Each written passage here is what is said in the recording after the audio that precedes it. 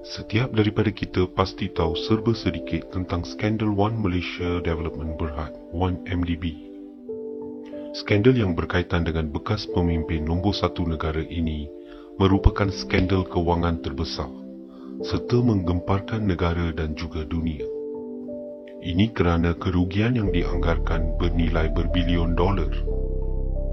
Tetapi tahukah anda, 1MDB bukanlah satu-satunya skandal kewangan yang pernah berlaku dalam negara kita.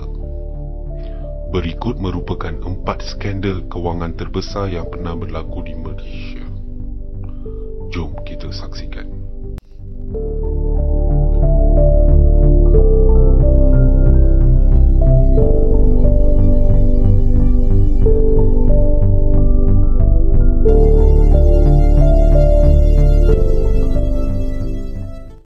Nombor 4.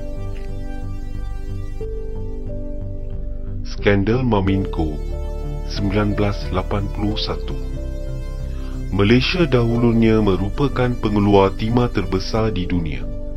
Kita menguasai 31% pengeluaran timah dunia ketika itu, dan timah merupakan di antara ekspor terbesar yang menyumbang kepada pembangunan negara.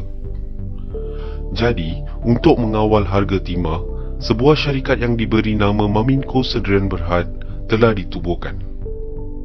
Apa yang dilakukan oleh syarikat ini? Ia akan melakukan pembelian olok-olok secara kontrak. Ini dilakukan supaya harga timah kekal tinggi kerana terdapat permintaan. Bagi melakukan pembelian ini, Maminco telah membuat pinjaman dengan Bank Bumiputera, kini dikenali sebagai CIMB, yang berjumlah 1.5 bilion ringgit. Pada mulanya strategi ini berjaya, tetapi disebabkan tiada kawalan harga, negara pengeluar timah yang lain mula menjual timah mereka dengan harga yang lebih rendah sehingga menyebabkan harga timah negara Malaysia jatuh. Maminco akhirnya tidak dapat membayar kembali pinjaman 1.5 bilion ringgit itu dan menyebabkan negara menanggung kerugian yang sangat besar disebabkan kecuaian dan penggunaan dana secara peribadi.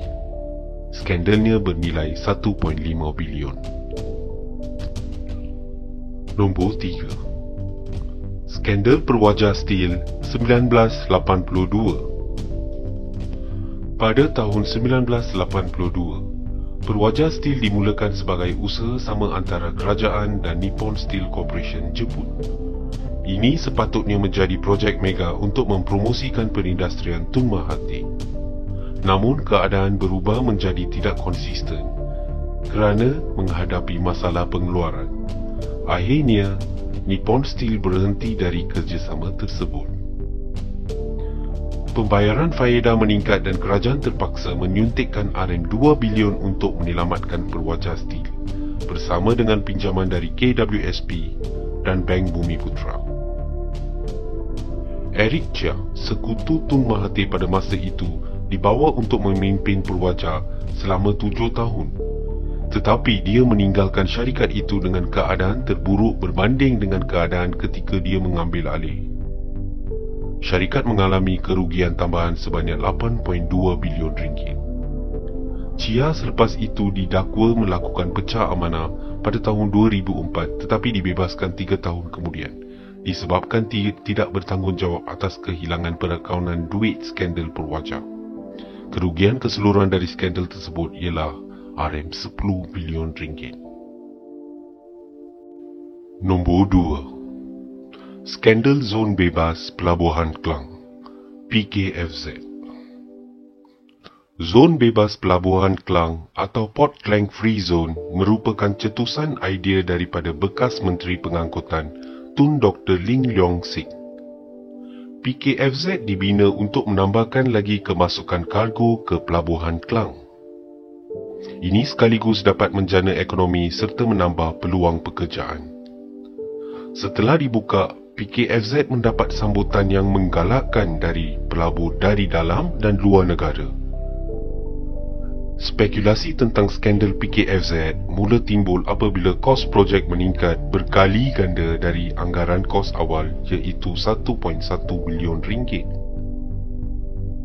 Melalui audit yang dilakukan pada tahun 2008, Kos keseluruhan projek ini telah mencecah RM12.5 bilion ringgit. Perbezaan yang sangat ketara, bukan? Bekas Menteri Pengangkutan Lim Leong Sik adalah antara yang didakwa, tetapi dia dibebaskan dari kecurangan berkaitan penyelewengan dalam penilaian tanah. Skandal bernilai RM12.5 bilion ringgit. Sebelum kita masuk ke video, kepada semua penonton, tolong ambil masa 10 saat untuk like dan subscribe channel kami, komenkan hashtag Dailona dan menangi giveaway setiap bulan. Terima kasih. Nombor 1. Skandal Bumiputra Malaysia Finance. Ia merupakan skandal kewangan pertama dan terbesar di Malaysia yang meletus pada tahun 1983 dan menjadi perhatian sidang media sedunia.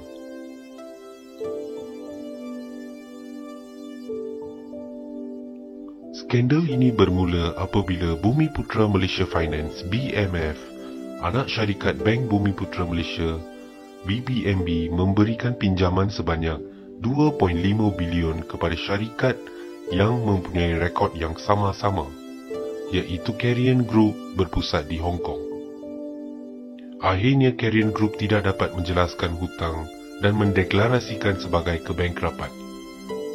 Skandal ini menjadi lebih viral dengan pembunuhan seorang penolong pengurus yang dihantar ke Hong Kong untuk menyiasat urus niaga dan kebankrapan Carrion Group. Tetapi sebelum dibunuh, beliau berjaya menghantar balik report audit ke negara kita dan dapat tahu yang CEO BMF di Hong Kong mengepam lebih banyak wang untuk menyelamatkan BBMP daripada ditutup.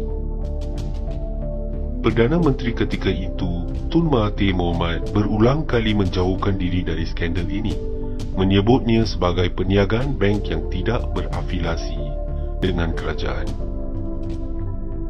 Kerugian yang ditanggung dalam krisis termasuk suntikan modal berulang kali oleh kerajaan dianggarkan berjumlah RM14.5 bilion ringgit.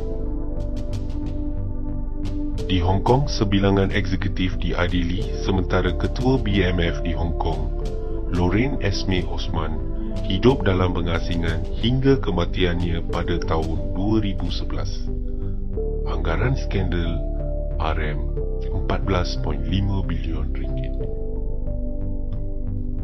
Jangan lupa subscribe, like dan tekan butang loceng untuk video-video baru. Terima kasih.